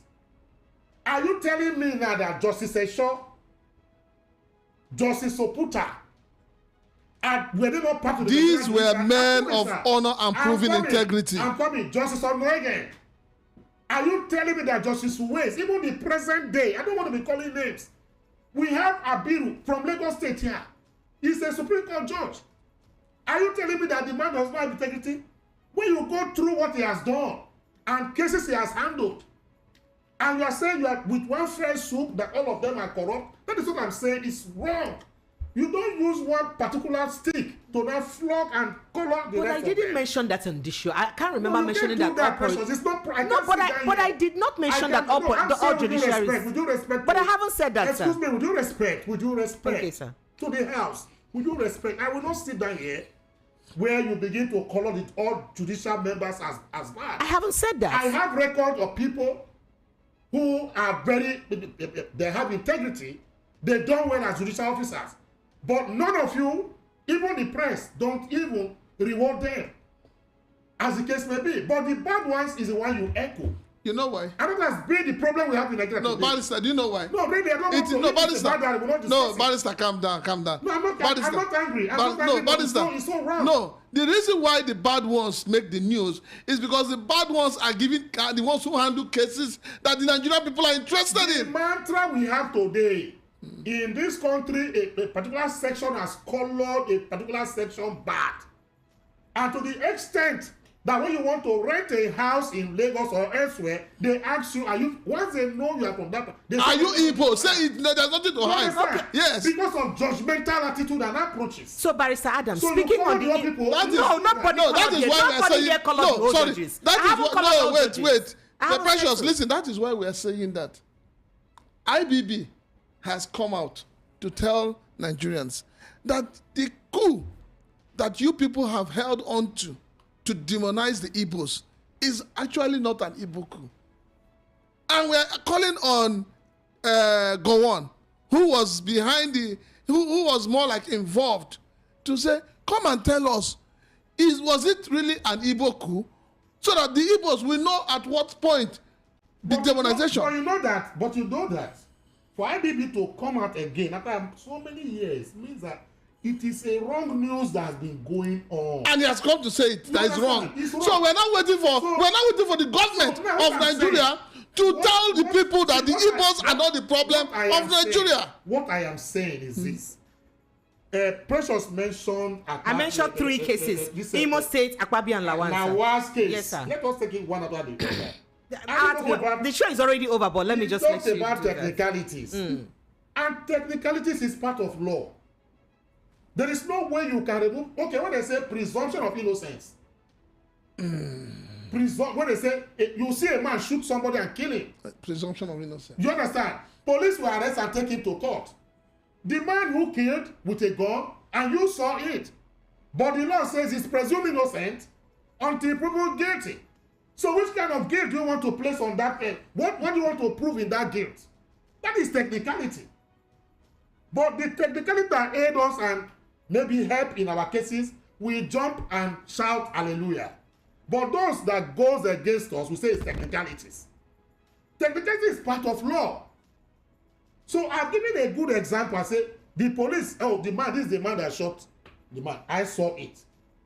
But the law says that man is innocent until you go somewhere and prove that the man. So you that saw it, you'll be going to court every day for the next 3-5 years. That is technicality. So you cannot take it away from a jurisprudence. That is my argument. And I want to say with due respect that even though technicalities is part of law, the application, that is where I was thinking will come from. And say there are those who misapply it, which is true, in the judicial system. And let me tell you one thing. When they call it judgment, the only final judgment we have is that of God, that is infallible. And that is why Oputa, JSC said, look, at times Supreme Court make mistakes because of their the Supreme Court, have they ever made a mistake and they reverse them? Yes. Yes, there's instances. How many times? It's not more than 2 or 3 times I know. Why? The reason is because those who felt that there was a mistake, most of them will just go away, they don't come back to No, but in the case of Imo State, yes, they didn't agree that they up to tomorrow they've not accepted their mistake. The Imo State example was a technical one. Amechi example, your own brother, my brother Amechi that became governor. You had to call him my brother. Yes, it's my brother too.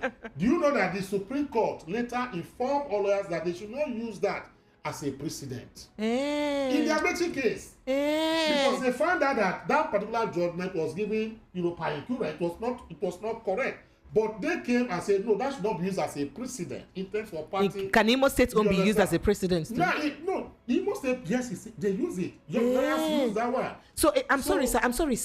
See, I have this opportunity I think this is an opportunity for us to properly educate Nigerians, and that's why I thought to mention this. Now, to explain this case of Imo State, a situation where the local government areas or the areas where the judge saw or perceived as a stronghold of the number 4 contestant. All the votes there were ceded to that person.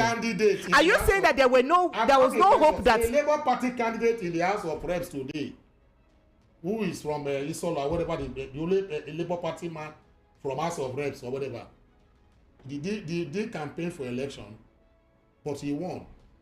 Can I say something? And I'm asking a question. And what is the possibility that every single registered voter in that place or in those areas would vote that day or would have voted that day and would have all voted for one man that day? That Supreme Court gave judgment like that. These are the issues we're raising. Sir.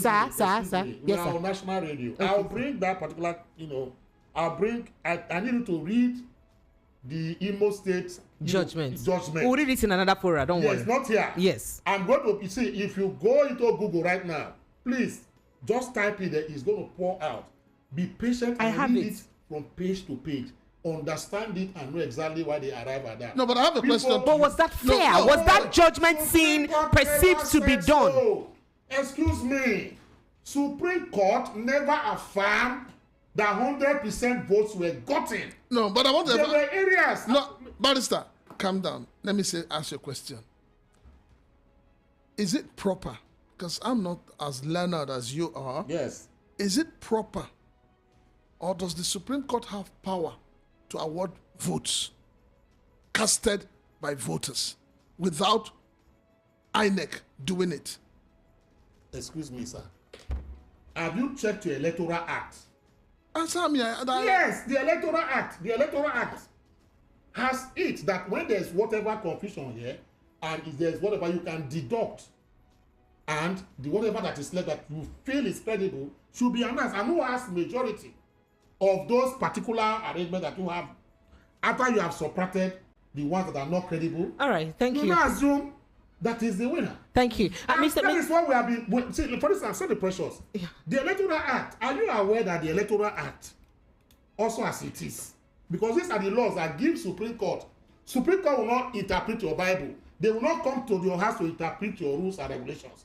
They interpret what they see in the law book. A governor, goes for an election. He scores whatever. Somebody challenged and say, no, it's not 450. So minus those votes that are not valid or whatever the case may be. Minus the one you are arguing about. Then when they deduct and reduce it, they add the one that is so-called credible. The person who lost the election now becomes the winner. Well, let me keep you understand the point now? This one is the person who took photo, but it's okay. It's That okay. is what I'm saying. Let's take it up with your parting shot. Our time is fast, friends. If you can, in less than 30 seconds.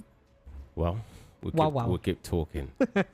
Please promise me you'd join me. We can keep this energy on every Friday going on. All right, then go ahead. To keep doing it. Go ahead. I can't wait. I don't know if it will happen in our lifetime, but that's what we've been trying to, talk about and try to educate people on their rights and stuff like that. I just wish that Nigeria gets better in our lifetime. Yeah, that's why we've been talking. But you see, it's a bit tiring when we keep talking the same thing every time, even nuanced situation, but nothing really seems to happen. Change. But we'll keep talking. We can't relent. This is so deep. Prince Francis Chilaka, your parting shot. Do you also promise that Fridays will be a deal? Education. You've not promised me, sir. Is the lifeline of any nation. Okay, sir. Education determines the living standard of a people. Education determines the kind of youths, younger generation that we are bequeathing to a nation. And so it is painful, it is sad when people who have benefited free education, so to say, who have benefited from being educated and becoming leaders, will now sit back and deny other people that same chance. I am calling on Northern leaders. You leaders in the North, you are focusing on issues that do not add value to the lives of your people. Focus on educating your people so that they can compete with other youths in the country. So they should not defy the soul too much. As they defy soul, they should defy brain. Okay, sir. So the promise. What's the promise? The promise is that will make this a good trial. You already know now. Oh, stop it! I like it. Where's Adams, please? Where's Adams, please? What will I say? That it's been a very wonderful evening. I think that is the little I'll say. Nigerian problems. I need to get a cool bottle of water because Nigerian problems are too many. So I tell you, when man. we argue and we do whatever here, it's enjoyable. I enjoy every piece of it. That's my parting shot for today. Thank you. I Thank don't you. talk about Nigerian problem more than 30 minutes now. Thank you. Thank you so much. much. Lagos State, Nigeria. It's been a pleasure being with you. I appreciate you guys. I love you so dearly. My name is Precious Enyi, and that's my name across board. Anywhere where you go, call me. And that'll be my name. Precious Enyi. I love you so deeply, and protect your mental health, and God be with you. Good night.